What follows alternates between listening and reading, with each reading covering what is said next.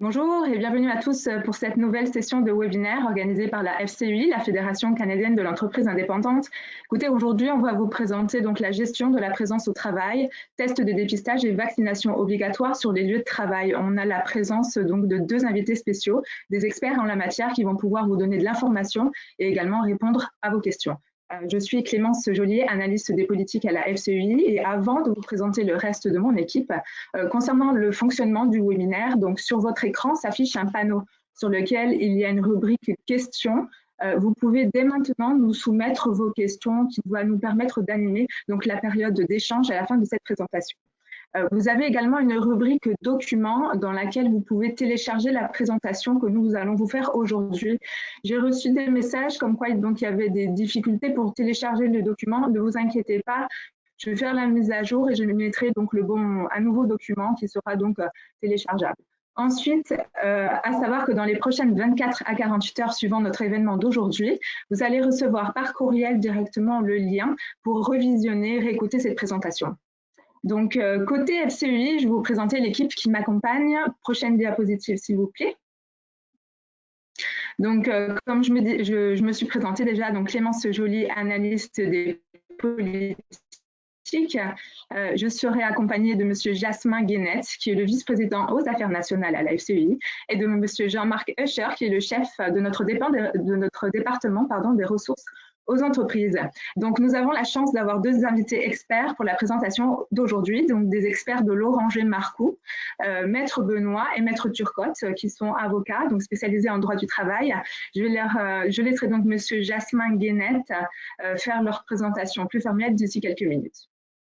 Ensuite, donc, concernant d'autres engagements, prochaine diapositive s'il vous plaît, donc sachez que nous mettons à jour les informations en lien avec la Covid-19. Nous avons donc sur notre site internet une rubrique qui est dédiée. N'hésitez pas à nous soumettre vos commentaires, à formuler des questions. Ça va nous permettre d'alimenter notre foire aux questions et de faire également pression sur les gouvernements. Comme vous le savez, on a également un service des conseillers aux entreprises. Ce sont des experts qui sont là pour vous accompagner, pour vous donner de l'information, pour vous orienter dans vos démarches. Ils sont là, ils sont à votre disposition. Vous pouvez donc les contacter au 1-888 234 2232. Donc, ils sont là pour répondre et à vous accompagner pour toutes vos démarches. Ensuite, donc, on a pour habitude, depuis le début de tous nos webinaires, de vous donner un conseil, à savoir donc la création d'un registre. Prochaine diapositive, s'il vous plaît. On vous invite donc à conserver dans un registre toutes les informations qui sont nécessaires et liées à votre entreprise. Donc, ça peut être des factures, des échanges avec votre personnel, avec vos fournisseurs, avec du personnel donc du gouvernement, en fait, toutes les informations que vous jugez pertinentes liées à votre entreprise. Peut-être que vous n'en avez pas besoin aujourd'hui, mais en tout cas, on vous recommande, on vous encourage à créer ce registre qui pourrait être utile pour la suite de la situation et de vos opérations. Sans plus tarder, donc, je vais laisser la parole à Monsieur Jasmin Guénette pour la suite du webinaire et je vous retrouve un petit peu plus tard. Merci à tous. Merci beaucoup, Clémence. Heureux de vous retrouver tous. Et puis, pour ce tout nouveau webinaire, les sujets qu'on va couvrir aujourd'hui, je vais faire une très brève mise à jour fédérale, nationale. Clémence va nous revenir pour faire une brève mise à jour du Québec. Et ensuite, ce sera vraiment le cœur de notre webinaire aujourd'hui, la présentation de deux avocats chevronnés sur la question de la gestion du travail, les tests de dépistage rapide et la vaccination. Donc, on aura également, suite à la présentation de nos experts d'aujourd'hui, le temps de répondre aux questions, le plus grand nombre de questions qu'on peut répondre, le mieux que c'est. Vous savez, évidemment, peut-être qu'on ne pourra pas prendre toutes vos questions, auquel cas, vous pourrez nous les faire parvenir et il y aura un suivi qui sera fait avec vous après le webinaire pour s'assurer qu'on a bien répondu aux questions qui nous ont été acheminées. La prochaine diapositive, c'est pour vous présenter un certain nombre d'items que je voulais partager avec vous aujourd'hui concernant nos efforts de représentation auprès du gouvernement fédéral et certains des enjeux qui nous occupent aujourd'hui et ces jours-ci. Évidemment, ce n'est pas une liste exhaustive. Il y a beaucoup de dossiers qui ne sont pas ici sur la diapositive qui nous occupent, mais je voulais quand même passer avec vous une minute ou deux pour parler de ces enjeux-là. Et je rappelle aussi à mes collègues de bien garder leur micro fermé lorsque vous ne faites pas de présentation pour s'assurer qu'il n'y a pas de bruit de fond. Donc, lundi prochain, c'est le premier budget fédéral qui sera déposé depuis le début de la pandémie. Évidemment, on a soumis il y a plusieurs semaines déjà nos recommandations à tous les députés et on a eu un très, très grand nombre de rencontres avec des ministres, des députés, tant du côté gouvernemental que l'opposition, de tous les partis, de toute allégeance politique pour s'assurer que nos demandes sont bien connues. On fait évidemment des efforts plus particuliers auprès de la ministre des Finances, de la ministre Fortier, et de toute la députation au fond qui ont leur mot à dire dans l'écriture du budget. Donc, on a hâte de voir ce qui va se retrouver dans le budget. Et puis, comme je vous le disais, on a fait un très grand nombre de recommandations et de rencontres et on va suivre de près ce qui va être dans le budget et on va également vous informer rapidement quand le budget sera représenté avec les informations qui sont pertinentes pour vous en tant qu'entrepreneur. La subvention salariale d'urgence du Canada, la subvention d'urgence du Canada pour le loyer et le compte d'urgence pour les entreprises canadiennes, les applications, les demandes d'applications pour ces programmes-là. Donc, ces programmes-là vont se terminer au mois de juin. Il y aura peut-être des changements qui vont être annoncés à ces programmes-là dans le cadre du budget de lundi prochain. Mais dans tous les cas, si vous avez des questions sur l'admissibilité, les périodes, des questions qui concernent ces programmes-là, n'hésitez pas à communiquer avec nous. Alors, vous savez, il y a un projet de loi, le projet de loi C-208, qui vise à faciliter la vente des entreprises à un membre de la famille. Donc, comme vous le savez, aujourd'hui, les lois fiscales rendre plus coûteux la vente d'une entreprise à un membre de sa famille que c'est de la vendre à un étranger. Donc, il y a un projet de loi qui a passé la deuxième lecture, qui a passé l'étape du comité des finances. En gros, ce que ça veut dire, c'est qu'il y aura un troisième vote sur ce projet de loi-là au mois de mai. Et si les choses avancent comme elles ont avancé dans ce dossier-là jusqu'ici, il pourrait y avoir un troisième vote au mois de mai, ce qui voudrait dire que la prochaine étape de ce projet de loi-là serait l'étude par le Sénat. Et si le Sénat l'adopte, il y aurait la sermentation royale. Donc, ce serait une victoire importante pour un très grand nombre de membres de la FCEI. Un dossier qui nous occupe, c'est le port de Montréal. Donc, il y a conflit de travail partiel. Les relations sont difficiles entre la partie patronale et le syndicat pour avoir une nouvelle convention collective. On est très impliqué dans le dossier pour s'assurer qu'il n'y a pas d'interruption au port de Montréal, pour s'assurer que cette infrastructure-là primordiale pour l'économie du pays soit pas perturbée, que ça ne tourne pas au ralenti pour s'assurer d'une relance économique vigoureuse dans les prochains mois. Et en terminant, un autre dossier qui nous occupe, c'est l'assurance emploi. On va demain rendre public un rapport à ce sujet-là. Et le gouvernement a annoncé plusieurs fois son intention de mettre en place des réformes concernant l'assurance-emploi. C'est un dossier primordial pour nous, c'est un dossier primordial pour vous.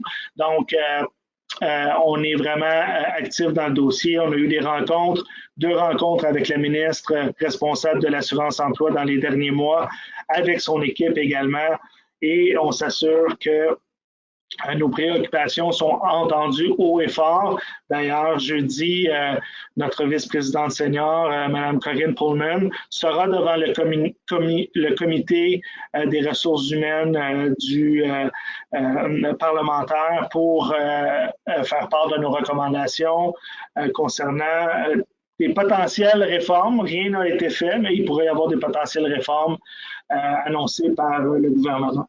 Et comme vous le savez, plusieurs provinces ont annoncé des restrictions récemment sur les capacités des entreprises, des PME à servir leur clientèle, des nouvelles heures d'ouverture, des limitations dans la capacité, etc. Donc, tous les détails sont sur notre site web et vous allez également trouver sur notre site web les demandes qu'on fait auprès des différents gouvernements pour s'assurer que les PME puissent avoir l'aide qu'elles ont besoin pour passer à travers la crise et également qu'elles puissent servir leur clientèle tout en respectant les consignes, tout en le faisant au fond en toute sécurité. Et donc, je vais laisser maintenant ma collègue Clémence faire une brève mise à jour du Québec et je vais revenir pour vous présenter nos experts d'aujourd'hui. Merci Jasmin. Il y a également quelque chose que je n'ai pas mentionné depuis le début de cette présentation, mais sachez que tout ce qu'on vous présente aujourd'hui, toutes les informations qu'on vous mentionne sont en date du jour, soit le 14 avril 2021. Alors, quoi de neuf au Québec? Écoutez, comme vous le savez, le Québec il est toujours coupé en plusieurs zones. Il y a quatre zones distinctes. La zone jaune, la zone orange, rouge et des mesures spéciales d'urgence. À chaque zone correspond un certain nombre de consignes, de restrictions et de mesures. Je ne vais pas toutes les énumérer ici, vous devez bien entendu déjà les connaître, mais je vous invite, comme le précisait donc Monsieur Jasmin Guenette, à consulter notre site internet où nous mettons à jour toutes ces informations et également à consulter le site, les divers sites du gouvernement.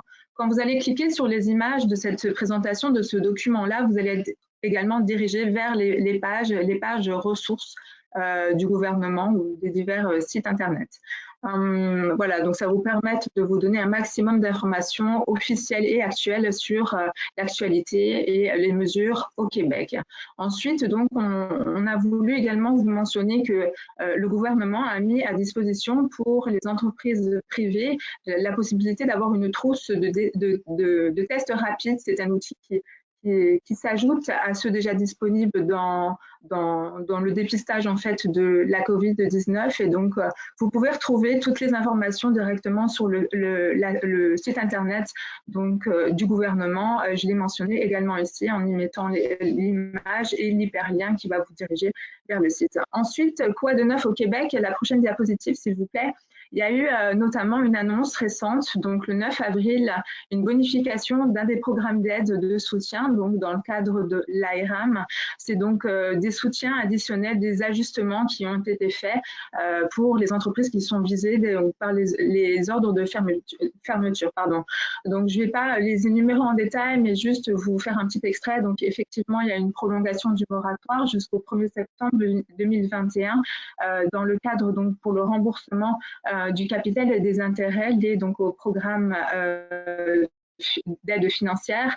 Il y a également donc une entreprise qui offre le service de traiteur qui a été ajoutée dans la catégorie donc de restaurants qui va pouvoir faire une demande avec rétroaction et donc il y a également donc un soutien additionnel qui s'ajoute déjà aux contributions qui étaient mis en place. Donc, n'hésitez pas à consulter notre site internet, à nous consulter directement si vous souhaitez avoir des précisions, vous avez un petit doute, n'hésitez pas à faire appel à nous. Et juste une petite mise à jour, il y a toujours notre pétition qui est en ligne où on demande de soutenir les entreprises du Québec. Alors n'hésitez pas à les partager dans vos réseaux, que ce soit vos réseaux personnels et professionnels. Toutes les entreprises du Québec peuvent la signer. Chaque signature compte, que vous soyez membre FCI ou pas. En tout cas, n'hésitez pas à en parler autour de vous pour qu'on fasse encore plus de pression auprès du gouvernement.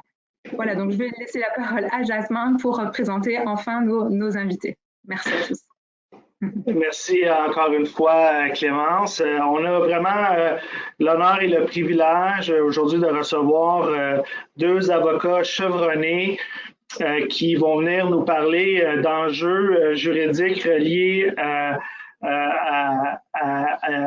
la présence au bureau, reliée à la question des tests rapides et la vaccination et qu'est-ce que ça veut dire pour votre entreprise, pour vos relations avec vos employés. D'abord, on a Marc Benoît, qui est avocat chez Loranger Marcoux. Marc est membre du barreau canadien. Il fournit des conseils aux employeurs des secteurs privés et publics concernant l'embauche, la cessation d'emploi, les normes du travail, les congédiements injustifiés, les contrats de travail, un ensemble de choses qui sont reliées aux normes et aux lois du travail. Vraiment un avocat chevronné dans le domaine et toujours pour le bénéfice des employeurs, Marc Benoît intervient également devant la Cour supérieure et la Cour d'appel du Québec dans le cadre de procès civils et de requêtes en révision judiciaire en matière d'emploi. Et on a également M. Jean-Claude Turcotte, également avocat chez Loranger Marcoux. M. Turcotte pratique dans tous les domaines reliés aux rapports collectifs et individuels de travail au niveau provincial, tant au niveau provincial que fédéral. Il agit comme procureur devant les différents tribunaux spécialisés en droit du travail, de même que devant les tribunaux de droit commun. Et M.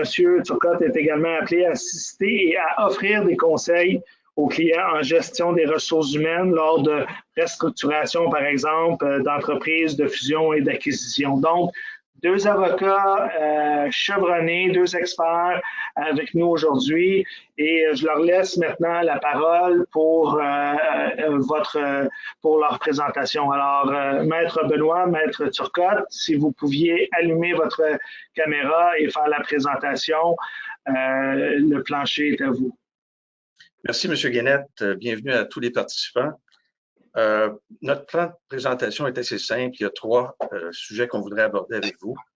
La première partie, la gestion de la présence au travail à l'ère de la COVID. On va passer peu de temps là-dessus, mais on va faire certains points. Je pense que les deux points suivants sont les plus intéressants, c'est-à-dire les tests de dépistage COVID-19 et évidemment la question de vaccination. Donc, ce sera les sujets qu'on abordera, moi et Jean-Claude, ce matin. Alors, pour entrer de jeu tout de suite sur la gestion de la présence au travail, ce qu'il faut comprendre, c'est important de noter que le Québec n'a pas modifié sa loi sur les normes du travail, comme d'autres provinces en raison de la COVID. Par exemple, l'Ontario a adopté des mesures très spécifiques au niveau des absences liées à la COVID. Ça s'appelle le Infectious Disease Emergency Leave. Donc, l'Ontario a choisi de modifier sa loi sur les normes du travail pour viser spécifiquement des absences liées à la COVID-19, ce que le Québec n'a pas fait. Donc, on demeure au Québec avec les absences qui ont toujours été dans la loi, qu'on doit interpréter maintenant dans un contexte de COVID. Alors, on les connaît tous. Si on ne les connaît pas, ils sont à la loi. Donc, oui, un employé malade peut s'absenter comme toute autre maladie. Le lien d'emploi est maintenu. Et il y a un maximum de 2 journées de congé maladie payée au cours d'une même année. Évidemment, il peut y avoir une question d'accident de travail ou maladie professionnelle si la COVID est contractée au travail. Évidemment, ça va être une question de faire la relation entre le travail et l'infection. Peut-être, Jean-Claude, tu peux intervenir à ce niveau-là, toi qui es plus connaissant au niveau de des lésions professionnelles. Oui, à l'heure actuelle, certains milieux, évidemment, des milieux des résidences pour personnes âgées, des milieux où la COVID s'est propagée, ont été impliqués dans des situations de réclamation pour maladie professionnelle. Il reste que on doit faire une démonstration de cause à effet et il peut, dans certains cas, être plus difficile si on est dans un environnement de travail qui est peut-être moins, j'allais dire, problématique, de faire cette démonstration-là quand on sait que la contamination peut être communautaire et non pas découler, par exemple, d'une éclosion au travail. C'est pas un fardeau insurmontable, mais ça reste quand même une démonstration que le travailleur doit faire. Et dans ce contexte-là, lorsque le travailleur réussit à faire cette démonstration-là, il peut bénéficier de la protection de la loi sur les accidents de travail et des maladies professionnelles et recevoir des indemnités de remplacement du revenu de l'ordre de 90% de son salaire net. Il s'agit donc de modalités que vous connaissez sûrement, compte tenu que vous avez probablement à un moment ou à un autre dû gérer une lésion professionnelle qui était couverte par la loi sur les accidents de travail. Je tiens à souligner à ce stade-ci, prochaine diapositive s'il vous plaît, qu'il existe une modalité particulière qui a été adoptée par le gouvernement au mois de septembre 2020. Il s'agit du décret 943-2020, dans laquelle le gouvernement a souhaité préciser un certain nombre d'interdictions à un employeur relativement au fait de congédier, suspendre ou de déplacer un salarié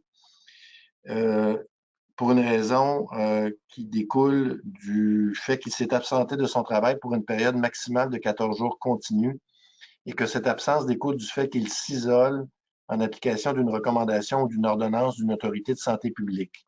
Donc, ce qu'on a voulu faire par l'introduction de cette protection-là, c'est couvrir ce qui n'était pas couvert par l'article 79.1 de la loi sur les normes du travail du Québec qui prévoyait effectivement une protection pour des salariés qui souffraient de maladies, par exemple. Je pense que la prochaine... La prochaine, effectivement. Ce qui nous amène donc à vous parler de vos obligations. Donc, évidemment, la protection générale qui est prévue à la loi sur les normes prévoit qu'un salarié ne peut pas être congédié s'il s'absente pour une période de moins de 26 semaines dans une période de 12 mois. Donc, la majorité des absences en lien avec le COVID, évidemment, est de moindre durée, quoiqu'il y a eu des cas qui se sont appliqués. Mais gardez à l'esprit que lorsque vous avez à gérer ce genre de situation-là, d'absence parce que vous avez un employé qui souffre de la COVID, il y a une protection qui est prévue à la loi et c'est également une protection étendue à ceux qui doivent s'isoler, par exemple, dans une situation où le conjoint ou l'enfant est porteur du COVID et que les autorités de santé publique demandent aux proches parents ou aux proches de s'isoler. Il y a une protection qui est prévue dorénavant par décret. Ceci étant dit, il y a évidemment une question qui se pose à savoir est-ce qu'on doit rémunérer les employés qui s'absentent en raison de la COVID? Marc. La réponse, c'est dans la mesure où elle ne tombe pas dans ce que prévoit la loi sur les normes du travail. Il n'y a pas d'obligation de payer plus que ce que la loi prévoit. Donc, il y a les 2 jours par année qui sont payés, mais le reste, il s'agit d'absence non rémunérée. Alors ça ne change pas. La loi n'a pas été modifiée. Évidemment, il y a toujours la possibilité d'avoir l'assurance emploi maladie, mais ça, c'est prévu par un autre régime et non pas par la loi sur les normes du travail. En fait, si je peux ajouter, il y a évidemment la prestation canadienne de maladie pour la relance économique, là, la PCMRE, qui prévoit le paiement de 500 $ par semaine pour une période jusqu'à 4 semaines. Donc là, c'est un régime qui est couvert par le gouvernement fédéral. Et donc, ça ne concerne pas les obligations de l'employeur de verser un salaire. Les 2 jours prévus à la loi sur les normes, évidemment, ce sont les journées générales qui sont payées, qui ont été introduites par la loi sur les normes il y a maintenant, je pense, 2 ou 3 ans. Donc ça, gardez à l'esprit qu'un salarié pourrait vous demander effectivement d'être rémunéré à ce titre-là. Mais ça ne va pas au-delà de ça. Prochaine diapositive, s'il vous plaît. On a passé rapidement sur la question des congés, de la gestion des congés de paiement pour s'attarder un petit peu plus sur des questions qui nous apparaissent plus d'actualité. On parle des tests de dépistage de la COVID-19 Et évidemment, avec l'accès aux tests rapides, l'accès à des moyens technologiques qui seront à la disposition de l'employeur, on peut se demander si d'un point de vue légal, il y a des enjeux quant à la participation des salariés à l'imposition de ces mesures-là. On sait par exemple qu'un travailleur a droit au respect de sa vie privée, ça inclut la confidentialité de la santé. On sait également que la Charte des droits et libertés prévoit la protection à son intégrité physique, ce qui fait en sorte qu'on peut se poser la question, un test à écouvillon qui est administré sur les lieux du travail, est-ce que ça pourrait être considéré comme contrevenant aux dispositions et aux droits protégés par notamment la Charte des droits et libertés? On pourrait parler également du Code civil du Québec sur ces aspects-là. Ce qu'il faut comprendre, c'est qu'à l'heure actuelle, il y a une évolution de ce qu'on est en train de voir en termes de pathologie. Le virus de la COVID devient de plus en plus contagieux, amène effectivement la mise en place de mesures qui vont permettre une détection plus rapide pour les employeurs. Et dans ce contexte-là, je pense qu'il serait assez avisé de mettre dans la balance à la fois la question de la vie privée du salarié, mais également l'obligation qu'a un employeur de s'assurer que son milieu de travail est sain et sécuritaire. Et je fais évidemment référence à l'article 51 de la loi sur la santé et sécurité au travail, qui prévoit de façon générale les obligations d'un employeur en lien avec le maintien d'un environnement de travail sain et sécuritaire. Il y a une obligation qui permet, d'une certaine façon, de regarder la possibilité d'imposer ce genre de test-là et de mettre dans la balance, effectivement, le droit à la vie privée d'un salarié et l'obligation d'un employeur de maintenir un environnement de travail sain et sécuritaire. La réponse n'est pas blanc ou noir. Il va falloir regarder si, dans les faits, on est en mesure, comme employeur, de rencontrer nos obligations en lien avec la santé et sécurité par d'autres moyens. Et vous allez voir, quand on va parler également de la vaccination obligatoire, on va vous proposer le même schéma de réflexion, c'est de dire, est-ce que les moyens mis en place, et vous les connaissez, la distanciation, le masque, le lavage de mains, si ces moyens-là vous ont permis effectivement d'avoir un milieu de travail qui était sain et sécuritaire, on peut se poser la question de la nécessité d'aller plus loin avec l'obtention d'un test rapide. Par contre, dans certains environnements, malgré ces mesures de prévention-là, malgré ces mesures dites barrières, on a été témoin d'éclosions. Et de plus en plus, il y a des situations dans les milieux de travail qui font état de situations d'éclosion malgré les moyens mis en place. C'est une situation qu'on va surveiller de près parce que le droit est souvent à la remorque des faits. Et c'est pour ça que ce que j'aurais pu vous dire il y a 3 mois va peut-être être revu et corrigé dans 3 mois compte tenu de l'évolution, évidemment, du virus. Je ne sais pas si Marc avait quelques commentaires à ajouter sur cette... Je pense que le point est que c'est une situation qui évolue. Pour l'instant, il faut réagir en proportion. Et les mesures moins intrusives, si c'est possible de les mettre en place avec le résultat escompté de maintenir un lieu de travail sécuritaire, c'est ça qu'il faut privilégier. Il ne faut pas automatiquement arriver à la conclusion que bon, on va donner un test rapide à tout le monde quand d'autres mesures peuvent être adoptées qui sont moins intrusives. Et ça peut évaluer. Puis la semaine prochaine, on peut vous dire quelque chose d'autre. Mais pour l'instant, les mesures mises en place, dans la mesure où ils ont eu le résultat escompté, on n'a pas besoin maintenant de prendre le canon pour tuer la mouche. C'est un petit peu la proportionnalité qu'il faut évaluer dans nos interventions. Et je rajoute au propos de Marc, évidemment, les mesures peu intrusives qui sont d'application courante. Là, on parle évidemment du questionnaire COVID et de la prise de température qui ont été implantées dès le début, au mois de mars l'an passé, en 2020, et qui ont eu effectivement des résultats intéressants. Donc, c'est, encore une fois, avant d'aller à cette mesure-là, je pense que c'est important de voir si les mesures préliminaires, appelons-les comme ça, vous permettent d'atteindre votre objectif et de rencontrer vos obligations en vertu de la loi. Je suis effectivement, tout comme vous, à l'affût des informations sur la disponibilité des tests rapides, mais un des enjeux, c'est qui va administrer les tests rapides. Et il faut voir que sur le site du gouvernement du Québec, on parle effectivement des personnes qui sont appelées à administrer ces tests-là. Avec égard, je ne pense pas qu'un propriétaire d'entreprise pourrait prendre le kit et l'introduire dans les narines de son employé. Il y a un certain nombre, il y a un cadre clinique à respecter. Et mon propos est le suivant, c'est pas parce qu'il est disponible le test que dans votre réalité opérationnelle, dans vos activités, ça va être simple de l'administrer. Donc, il y a toujours un décalage entre le désir, malheureusement, d'avoir une solution rapide et une réalité d'application qui risque de rencontrer un certain nombre de contraintes. Ceci étant dit, je porte simplement votre attention au fait que la mise en place de tests rapides, on n'a pas de précédent au Québec de décision arbitrale ou de décision de tribunaux supérieurs sur une politique de l'employeur d'imposer des tests systématiques de détection de COVID. Par contre, en Ontario, dans l'affaire Carson Care, décision qui a été rendue au mois de mars en 2020, un petit peu plus tard en 2020, mais on traitait dans une résidence pour personnes âgées. Il faut dire qu'il y avait un milieu où on avait une clientèle qui était très vulnérable. L'employeur avait mis en place une mécanique de test hebdomadaire pour tous les employés, administré par un professionnel de la santé.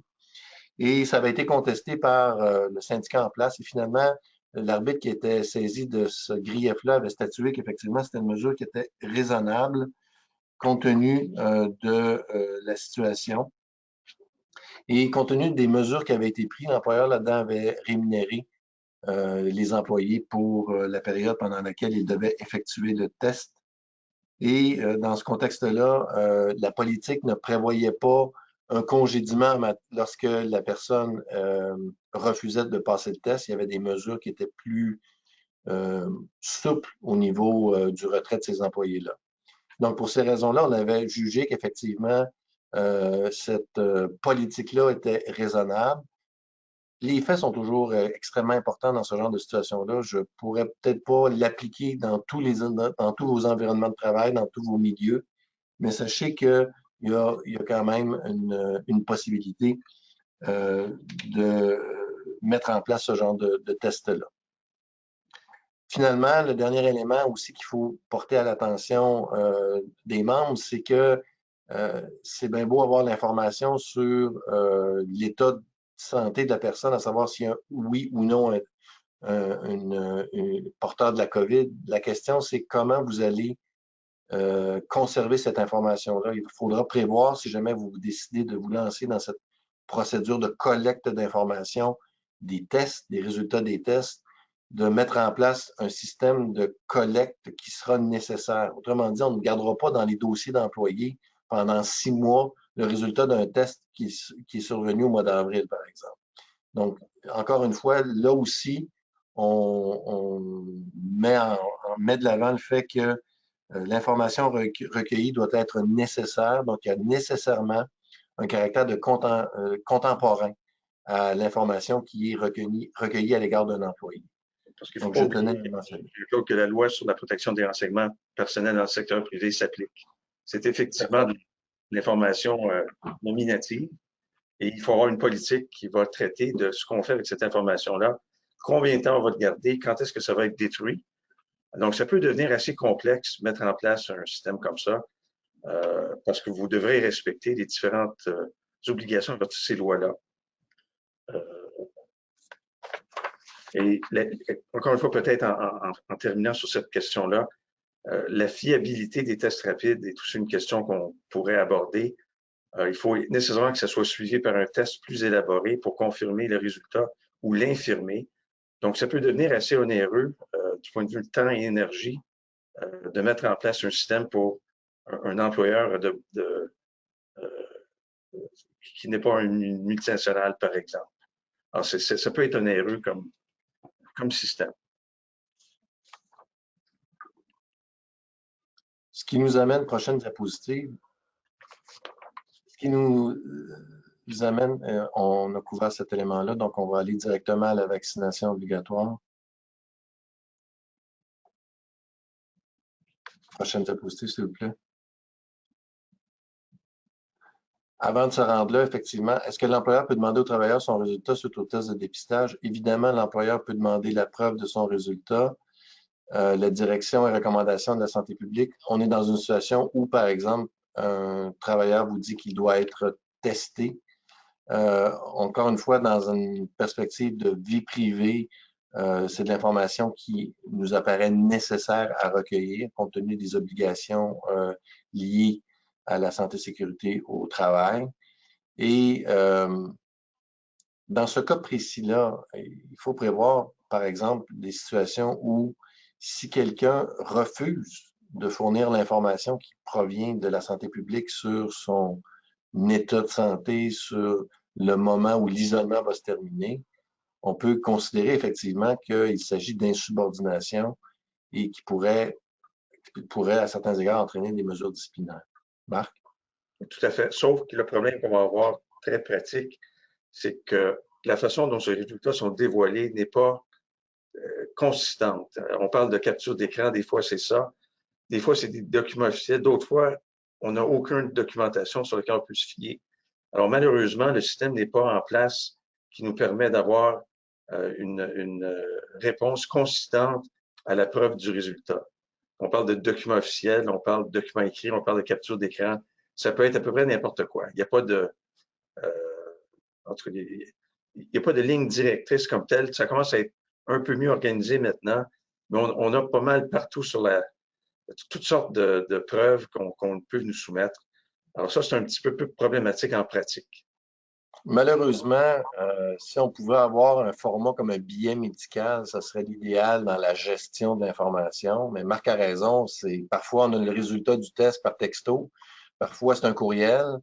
L'information qui est donnée ne permet pas toujours d'avoir effectivement une information précise. Donc, c'est sûr que c'est des enjeux pour vous dans la gestion de j'allais dire de la dangerosité, j'aime pas le terme, mais à tout le moins du risque associé au retour au travail de votre employé qui a dû s'isoler pendant une période de 14 jours. Mais je dois dire quand même, à certains égards, c'est important de mentionner que la direction de la santé publique, même si ça pourrait être perfectible au niveau de la communication des informations, lorsque vous êtes aux prises avec une situation d'éclosion ou une situation de contamination potentielle, les expériences de mes clients avec la santé publique ont quand même, somme toute, été positives. Donc, il y a eu une réaction, somme toute, assez diligente et rapide, ce qui a permis effectivement d'avoir une intervention bien encadrée. Et les employeurs qui n'ont pas nécessairement une structure très, très grande au niveau de la gestion des ressources humaines peuvent un peu s'appuyer sur l'aide et l'expertise de la santé publique à cet égard-là.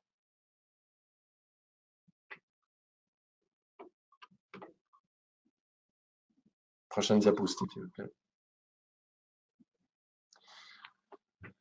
Donc, qu'est-ce que l'employeur doit faire si un travailleur reçoit un test positif? Évidemment, retirer du milieu de travail toute personne qui a eu une exposition rapprochée, contact à moins de 2 mètres, sans barrière physique ou sans EPI pour plus de 15 minutes. Ça, c'était des critères qui sont toujours en vigueur au moment où on se parle. Vous avez, tout comme moi, été devant votre téléviseur pour entendre les nouvelles modalités barrières qui ont été mises en place à l'extérieur. Donc, le port du masque en tout temps. Et ça découle évidemment d'une réalité en lien avec ce qu'on appelle les variants. Donc, est-ce à dire que les critères de la santé publique pourraient évoluer sur la question du contact à moins de 2 mètres sans barrière physique pour tenir compte du caractère hautement contagieux du variant? C'est pas impossible. Disons que ce critère classique-là d'exposition à la COVID a été appliqué dès le départ, donc au mois de mars et avril 2020. Et à l'heure actuelle, il n'est pas impossible qu'on revoie un peu ce cadre-là là, pour tenir compte des informations là, qui semblent provenir de façon graduelle sur la façon dont les variants vont se propager. Marc? Oui, bien exactement. Je n'ai rien à ajouter à ça. C'est en constante évolution et ça peut, d'un côté comme de l'autre, ça peut se compliquer ou se simplifier dépendant du virus et sa propagation dans le milieu. Donc, il faut être à l'affût de tout ce qui peut se passer à ce niveau-là. Et une des questions qui est souvent posée par les clients, c'est de dire, ouais, ben là, moi, j'ai quelqu'un dans le département des fruits et légumes qui a été testé positif. Est-ce que je dois aviser l'ensemble du magasin? Est-ce que je dois dire c'est Jean-Claude qui est porteur du virus? Donc, il y a effectivement une gestion d'information pour déterminer s'il y a eu une exposition de la part des personnes et c'est à travers le support de la santé publique que vous allez faire une intervention qui est plus ciblée et non pas envoyer un mémo en 12 copies à tout le monde pour leur dire Jean-Claude, aux fruits et légumes, est porteur du virus. C'est certain que dans les plus petites organisations, ça va aller vite et c'est évidemment le propre d'un petit environnement. Mais je tiens à souligner quand même qu'il faut prendre un certain nombre de précautions pour rendre, encore une fois, la communication de l'information uniquement sur ce qui est nécessaire. Et évidemment, on essaie le moins possible d'avoir une application qui est across the board, pardonnez-moi l'anglicisme, sur la gestion de l'information dans votre milieu de travail. Tout va dépendre effectivement si on est capable de segmenter une situation qui a été identifiée comme étant risquée ou comme présentant un degré de contamination qui nécessite un isolement ou une intervention spécifique à cet égard-là. Mais je tenais à le mentionner parce que je pense que c'est important de garder à l'esprit qu'il y a toujours des enjeux de vie privée dans ce genre de situation-là. Exactement. L'expérience, c'est que la santé publique intervient assez rapidement. Et pour ce qui y a du traçage, c'est vraiment la santé publique qui s'occupe de cet aspect-là de la question et non pas l'employeur. L'employeur n'a pas l'outil, les outils nécessaires pour faire le traçage. Et c'est vraiment la santé publique qui va prendre la relève à ce niveau-là.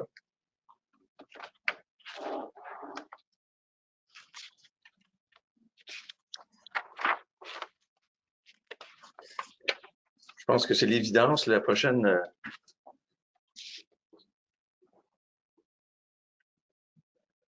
Évidemment, ce qu'on fait, si un résultat positif, nettoyer, désinfecter, ça va de soi.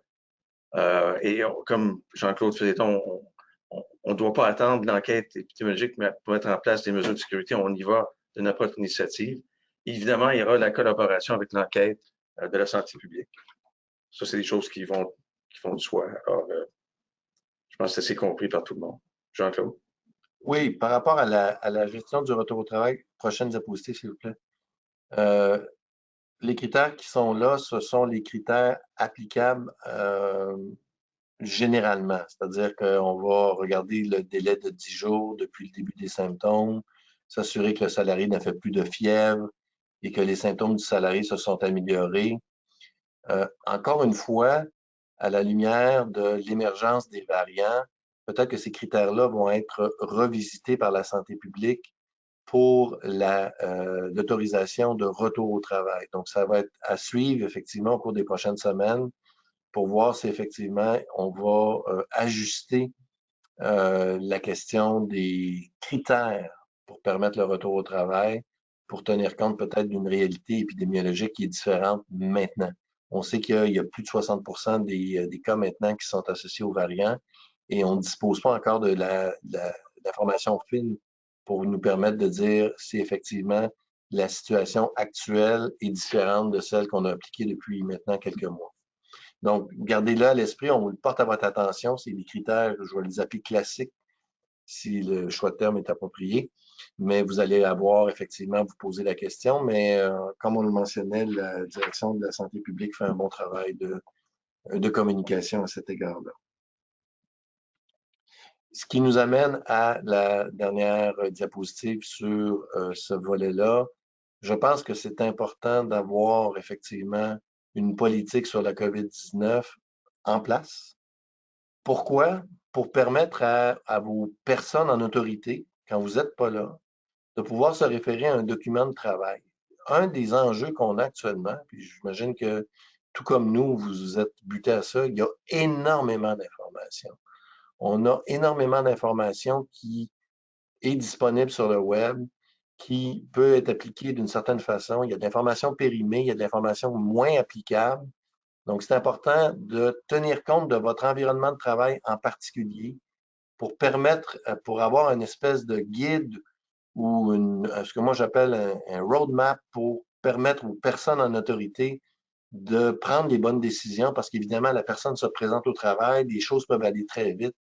Donc, avec une politique qui est détaillée et qui permet de suivre les étapes lorsqu'on fait face à un salarié qui doit passer un test de dépistage, doit être isolé ou a été malheureusement été déclaré positif au COVID. Quand on prévoit ce genre de modalité-là dans un document un peu plus encadré, bien, on permet aux personnes en place dans vos milieux de travail de pouvoir se référer rapidement et de prendre des bonnes décisions. Donc, non, c'est pas ça, Jean-Claude, mais c'est aussi important au niveau de l'employé lui-même. Il connaît les attentes, il sait exactement ce qui va se passer dans X ou Y. Ça ne sera pas nouveau, ça ne sera pas une surprise pour l'employé. Il va être au courant des différentes étapes. C'est crucial, à mon avis, que dans la mesure du possible, d'avoir une politique qui va prévoir quelles sont les étapes à suivre, à quoi l'employé peut s'attendre dans certaines circonstances en ce qui concerne la COVID. Je pense que dans la mesure où on peut, je pense que c'est un outil qui est très, très, très utile. Ça termine la partie 2. La partie 3 porte sur un sujet extrêmement chaud concernant la question de la vaccination obligatoire sur les lieux du travail. Plusieurs clients, plusieurs employeurs nous ont appelés en nous demandant est-ce que je peux maintenant demander ou imposer la vaccination pour le retour au travail à l'ensemble de mes employés. Et évidemment, il faut garder, puis je vous l'ai mentionné en matière de tests de dépistage, il faut garder à l'esprit que la vaccination est probablement un des actes les plus intrusifs qu'on peut imaginer avec l'introduction effectivement d'un corps étranger chez l'être humain. Et il y a une gamme de dispositions législatives qui effectivement permet à quelqu'un de refuser ce genre de traitement-là, refuser le vaccin. On peut penser, entre autres, à la Charte des droits et libertés qui protège à la fois la vie privée, l'intégrité physique d'un individu. On peut penser au Code civil, à la loi sur la santé et services sociaux qui prévoit la possibilité de refuser des soins et des traitements, même s'ils sont nécessaires à la survie. Le législateur québécois a voulu ériger ces éléments-là comme étant des principes cardinaux. Et à la lumière de ça, la question de l'imposition du vaccin obligatoire dans les milieux de travail doit être regardée et sous-pesée avec les autres éléments qui font en sorte qu'un employeur doit ou pourrait, dans certaines circonstances, exiger les vaccins. Je souligne en passant que le gouvernement, l'article 123 de la loi sur la santé publique, permet au gouvernement d'imposer la vaccination obligatoire. Or, le gouvernement ne l'a pas fait. Le gouvernement, récemment, a décidé d'encadrer la vaccination pour un certain nombre d'employés. Et ce droit-là du gouvernement, qu'il a par le biais de la loi sur la santé publique, malheureusement, les employeurs privés ne l'ont pas. Et on peut cependant le regarder parce qu'on peut s'en inspirer, mais ce qu'on a essentiellement, c'est une situation où un employeur va demander des mesures alternatives en lien avec le refus d'un salarié de fournir la preuve de vaccination. Ce que le gouvernement a fait essentiellement, à la diapositive suivante, s'il vous plaît, c'est de privilégier le vaccin en introduisant des mesures alternatives. Autrement dit, ce que le gouvernement a décidé de mettre en place essentiellement, c'est, par le biais d'un décret, de prévoir, par exemple, diapositive suivante, qu'un salarié qui ne fournit pas la preuve qu'il a reçu une dose de vaccin doit passer un minimum de 3 tests de dépistage par semaine. C'est extrêmement contraignant et évidemment, il y a différentes autres modalités, mais la personne qui refuse à la fois de fournir le résultat de son vaccin, qui refuse de passer des tests de dépistage, peut alors être réaffecté dans l'entreprise. Et si la personne ne peut être réaffectée, elle sera à ce moment-là mise à pied ou en congé sans solde où elle ne recevra pas de rémunération. Ça, le gouvernement l'a mis en place pour un certain nombre d'employés qui sont en contact avec une population vulnérable. Les urgences, les départements de pneumologie, les soins intensifs. On est dans un cadre précis hospitalier où il y a un potentiel d'exposition au virus par des personnes qui sont vulnérables. Si je transpose ça à votre réalité, à vous, il faut se poser la question, est-ce que moi, je peux avoir ce genre de modalité-là? Or, il faut passer à travers le test de la Charte des droits et libertés, puis se poser dans un premier temps, on est-tu en présence d'entrave ou d'atteinte à la Charte? La réponse est définitivement oui. Est-ce qu'on est en mesure de justifier ça? C'est là que ça devient un peu plus compliqué.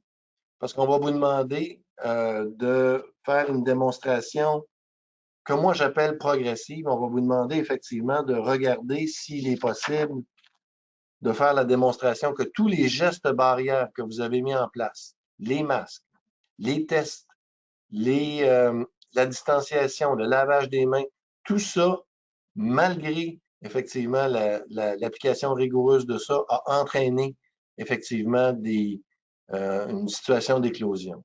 C'est un fardeau qui m'apparaît très lourd dans les circonstances. Pas impossible, mais qui fait en sorte que il va demander aux employeurs, effectivement, la mise en place de plusieurs mesures, y incluant des mesures incitatives. Je vais laisser Marc peut-être donner quelques exemples à cet égard-là. Bien, écoutez, ça, je pense que tout à fait raison, Jean-Claude. Ça va être exceptionnel. On va permettre à une entreprise d'imposer la vaccination. La réponse va être à 99,9% que ça ne sera pas possible. Maintenant, si on tourne le problème un petit peu, puis on va à l'incitation, il n'y a rien qui n'empêche un employeur, par exemple, ça se fait, de payer l'employé pendant qu'il va se faire vacciner. Même prévoir un certain bonus en argent pour inciter les employés à aller se faire vacciner. Ça, il n'y a pas de règles à l'encontre de ces gestes-là.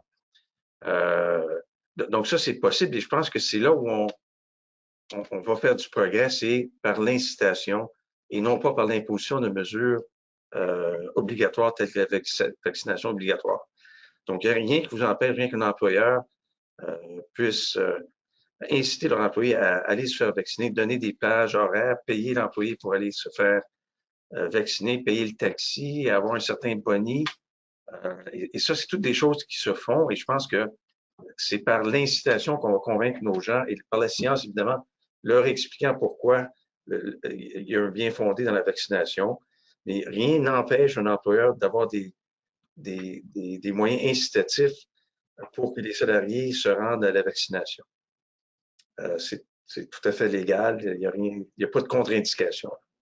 Je ne sais pas, Jean-Claude, si tu as quelque chose à ajouter là-dessus. Je rajoute qu'à l'heure actuelle, d'un point de vue scientifique, là, je ne m'aventurerai pas sur ce terrain-là, mais sur ce qui est connu, on n'a pas une preuve complètement béton que le fait d'être vacciné va empêcher toute transmission du virus. Évidemment, je ne serai pas malade, ou si je suis malade, je vais l'être beaucoup moins et je ne m'absenterai pas. Mais il n'y a pas, à l'heure actuelle, un consensus scientifique qui permet de dire le vaccin empêche toute transmission du virus. Donc, il faut le regarder comme étant... Il y a d'autres moyens physiques qui existent, moins attentatoires, qui doivent être tentés, appliqués. Et peut-être dans certaines situations, il y a effectivement des milieux qui vont... un employeur va pouvoir faire cette démonstration-là, mais pour pouvoir se rendre au but ultime de la vaccination obligatoire, il y a effectivement toute une démonstration qui nous apparaît assez contraignante. Puis il y a des problèmes d'application pratique.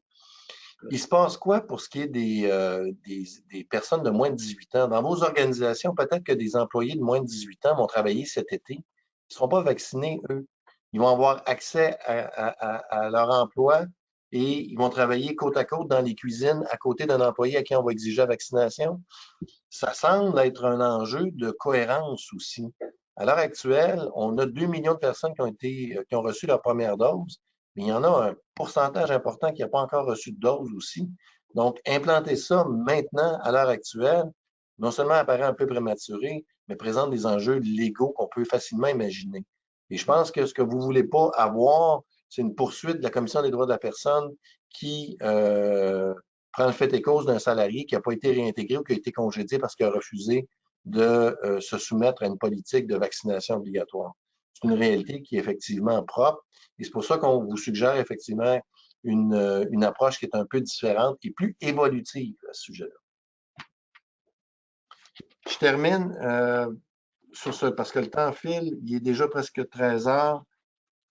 Vous avez probablement entendu parler du passeport immunitaire. Et je vais simplement faire un petit commentaire là-dessus. D'abord, le passeport immunitaire a été analysé par le Comité d'éthique de la santé publique. Ça n'a pas force de loi. Ça traitait, entre autres choses, de la question de l'acceptabilité d'un passeport immunitaire pour 3 éléments particuliers, les loisirs, le voyage et le travail. Et le comité a estimé que d'un point de vue d'éthique, au niveau loisirs et voyage et sur une base temporaire, ça pourrait être justifiable en attendant l'atteinte de l'immunité collective. Par contre, le comité ne se prononcera pas pour ce qui est de la question du travail. Il n'y a pas de conclusion significative parce qu'on estime que le travail, compte tenu du lien de subordination, la personne a moins de choix. Il est moins autonome. C'est le critère qui va être utilisé par le comité d'éthique. Donc, à l'heure actuelle, on n'a pas de signaux clairs du gouvernement qu'on va adopter la question des passeports immunitaires pour les loisirs et les voyages. Mais encore là, si tel était le cas, si on avait un passeport pour aller au gym, qu'est-ce qui va se passer par rapport à nos employés? Est-ce qu'on va pouvoir exiger qu'ils aient également leur passeport? On le voit très bien, il y a toutes sortes d'implications pratiques associées avec la question de la vaccination obligatoire. Évidemment, on peut espérer que la vaccination sur une base volontaire va pouvoir nous amener à l'immunité collective éventuellement, mais il y a certainement un enjeu de cohérence à avoir et ce n'est pas un sujet simple à appliquer pour un employeur qui cherche ultimement à avoir un environnement de travail sain et sécuritaire. Je vous remercie beaucoup à tous les deux, M. Benoît, M. Turcotte, pour cette excellente présentation. On a peu de temps là, pour les questions, mais d'abord, je voudrais savoir les avis et les recommandations que vous avez fait aujourd'hui.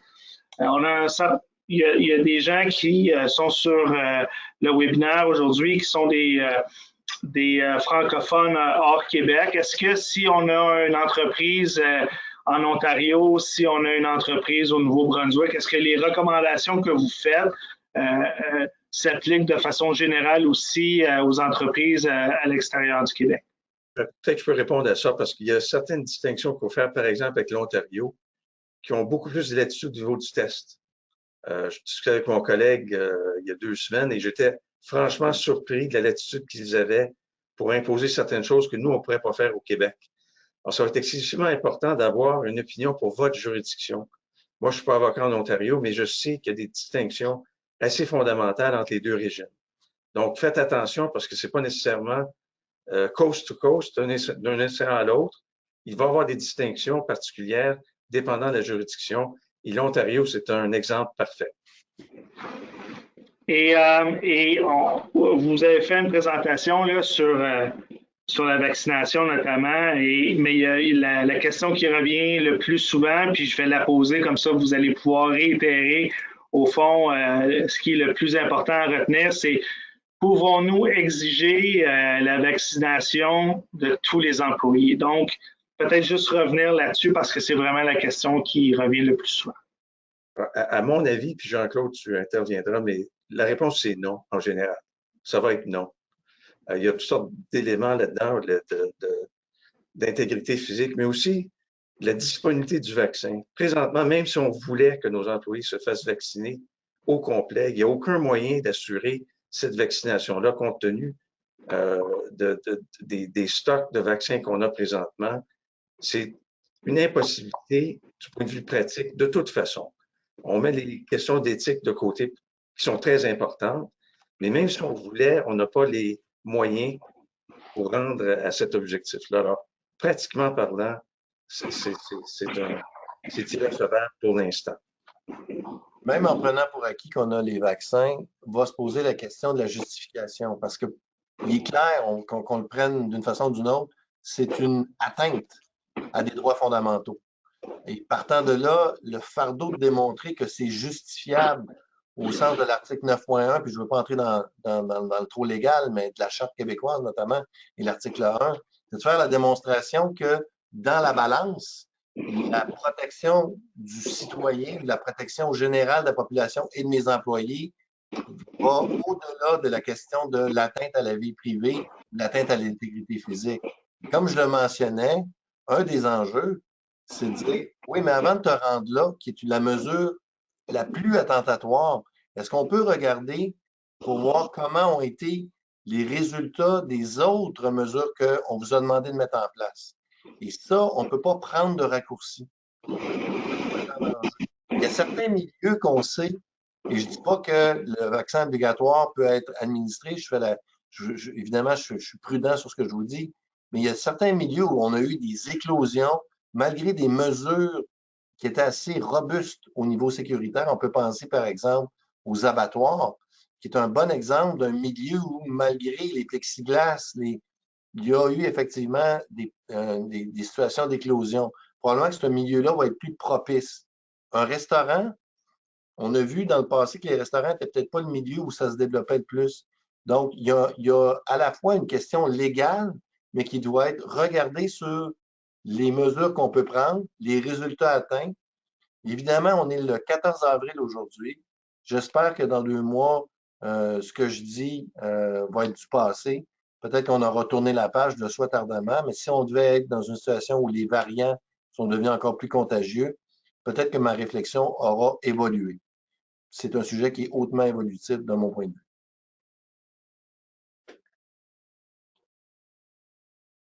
Est-ce que vous suggérez par ailleurs d'avoir une certaine politique comme ça là, par écrit, c'est-à-dire, je veux dire, d'avoir une politique d'embauche ou de conduite sur les lieux de travail qui inclut au fond la nouvelle réalité COVID? Ben, c'est toujours une bonne idée. Comme Marc l'a mentionné, à la fois pour ceux qui vont gérer ces employés-là et pour les employés eux-mêmes, de savoir comment on doit se gouverner. C'est bien d'avoir un cadre dans lequel on réitère, dans le fond, la volonté de l'employeur d'assurer un milieu de travail sécuritaire à l'ère de la COVID, puis d'énoncer effectivement les mesures qu'on va prendre en place quand on a un cas de figure qui se déclare ou quand effectivement on décide d'introduire des tests ou de faire des vérifications au niveau de la température et du questionnaire. C'est toujours pertinent de l'avoir par écrit. C'est un outil qu'on peut utiliser de façon rapide et efficace. Et on le sait parce que je veux dire, mes clients m'appellent. Quand ça se déclare, on n'a pas beaucoup de marge de manœuvre pour se retourner de bord. Donc, quand on a ce document de référence-là, ben, au moins, ça sécurise les gens. On est capable d'avoir une espèce de plan de match qui va nous permettre de poser les bons gestes rapidement. Et ça aussi, c'est le nerf de la guerre compte tenu du fait que ça peut se propager rapidement. Est-ce que on peut demander à un nouvel employé d'avoir une preuve de test négatif à la COVID avant de commencer un nouveau travail?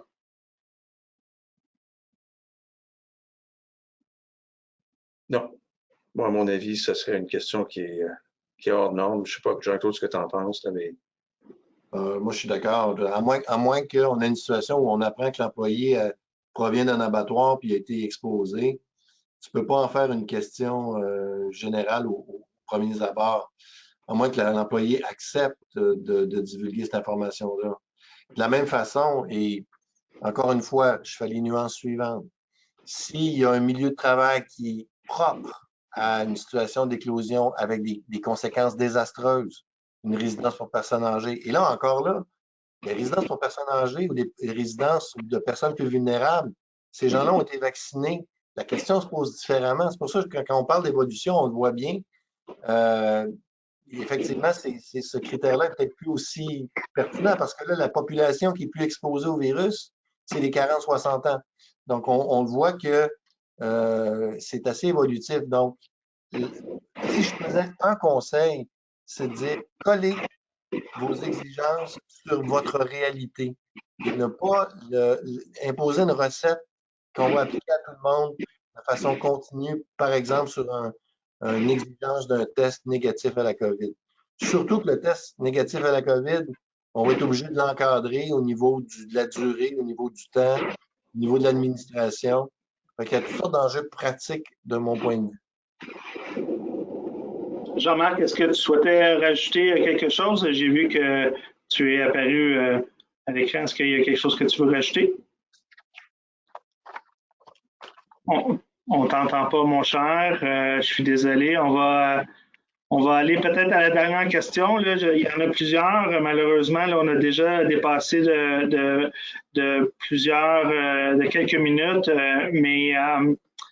Donc, on comprend que c'est pas possible d'exiger aux nouveaux employés un test négatif. On comprend qu'il y a des embûches également et des limites à ce qu'on peut faire au niveau de la vaccination et des tests pour ses propres employés. Mais disons que je suis dans une entreprise, j'accueille la clientèle. À ce moment-ci, est-ce qu'il y a un certain nombre d'exigences que je peux avoir au niveau de la clientèle avant que celle-ci vienne visiter mon établissement? Que ce soit un restaurant ou un commerce de détail, est-ce qu'il y a est-ce que c'est possible de demander des preuves quelconques de négativité par rapport à la COVID à la clientèle? Peut-être pour cette réponse-là, je pense qu'il y a, encore une fois, je pense que c'est pas une chose qu'on pourra demander aux clients. Il y a déjà des mesures en place, par exemple, le nombre maximal de personnes qui peuvent être dans l'établissement en même temps. Il y a les mesures sécuritaires qui ont été mises en place, plexiglas, distanciation, ils sont obligés de porter le masque. Donc, tout ça, c'est beaucoup moins intrusif que de demander au client, par exemple, s'il a été testé négatif ou positif. Et je ne sais pas du niveau de la clientèle si on apprécierait ce genre de questionnement. Ça n'a rien à voir avec la loi, là, mais moi, si je rentrais dans un commerce, on me disait, bon, avant que tu puisses rentrer, tu vas nous faire la preuve que tu as suivi un test négatif. Ce serait un turn-off, entre guillemets, pour moi. Il y a des moyens beaucoup moins intrusifs pour arriver au même résultat. Et à mesure que vous avez ces mesures-là en place, la nécessité d'aller plus loin, à mon avis, n'existe pas. Toi, ce que tu en penses. Par rapport à la clientèle, tu as tout à fait raison. Oui. Par rapport à des mesures qui seraient très intrusives, moi, mon autre réflexion, évidemment, on le regarde toujours comme disant c'est une exigence des employeurs, si tu n'es pas content, tu s'en vas chez vous. Mais dans un contexte de pénurie de main-d'œuvre aiguë, c'est effectivement de faire la balance parce que si effectivement c'est perçu comme étant, vous savez, un bon candidat et qu'il lui perçoit ça comme étant une intrusion ou une entrave à sa vie privée, ça peut avoir un impact également sur votre capacité à recruter. Donc, dans la balance, tu as à la fois de dire hey, moi, mon milieu de travail est tellement sécuritaire, tous mes employés sont vaccinés, versus peut-être des candidats qui, pour des raisons qui leur sont propres, parce qu'on parle de droits fondamentaux, refusent ce genre de mesures-là. Donc, encore une fois, je pense que la méthode à petits pas, mais ça devient de plus en plus à grands pas, là, ceci dit, est à privilégier dans vos milieux de travail. Et aussi, il ne faut pas perdre de vue qu'on va suivre ce que la santé publique met en place. On commence à voir certaines initiatives du gouvernement. Je vous ai parlé du décret tantôt. Je vous ai parlé de l'avis qui a été fait sur la question du passeport vaccinal. Je pense que cette conversation-là n'est pas terminée. Écoutez, c'est un sujet passionnant, c'est un sujet très important. On a eu des centaines de membres qui ont assisté à notre webinaire aujourd'hui. Le temps file, on aurait pu encore en discuter longuement, mais on doit malheureusement s'arrêter. Donc, la première chose que je veux dire, Maître Benoît, Maître Turcotte, je veux vous remercier pour votre présentation aujourd'hui. Ça a été très instructif. et les informations, les avis que vous nous avez transmis aujourd'hui seront très utiles pour un très grand nombre de nos membres. Alors, je veux vous remercier pour ça. Je veux également remercier mes collègues qui ont travaillé avec moi pour ce webinaire, Jean-Marc, Clémence, Nathalie, Julien. Donc, merci à toute l'équipe. Un merci évidemment à tous ceux qui ont assisté aujourd'hui, qui sont restés avec nous, passé l'heure limite pour continuer la conversation sur l'enjeu principalement de la vaccination et des tests rapides. Il y a un grand nombre de questions qu'on n'a pas pu poser, mais on fera un suivi avec vous dans les prochains jours. Et évidemment, vous pouvez nous appeler là pour parler avec nos conseillers et poser vos questions concernant la vaccination et les tests rapides si les informations qui ont été présentées aujourd'hui là ne couvrent pas tous les aspects qui vous concernent. Vous allez recevoir le webinaire, l'enregistrement dans quelques jours. Vous allez pouvoir le réécouter, passer à travers les diapositives. Et si jamais, suite à ça, vous avez toujours des questions, comme je disais, n'hésitez pas à nous contacter. Pour ma part, je vous remercie encore une fois d'avoir été avec nous. Je vous souhaite de passer une très belle fin de journée, une très belle fin de semaine et au plaisir de vous retrouver très bientôt pour un autre webinaire de la FCI. Merci beaucoup.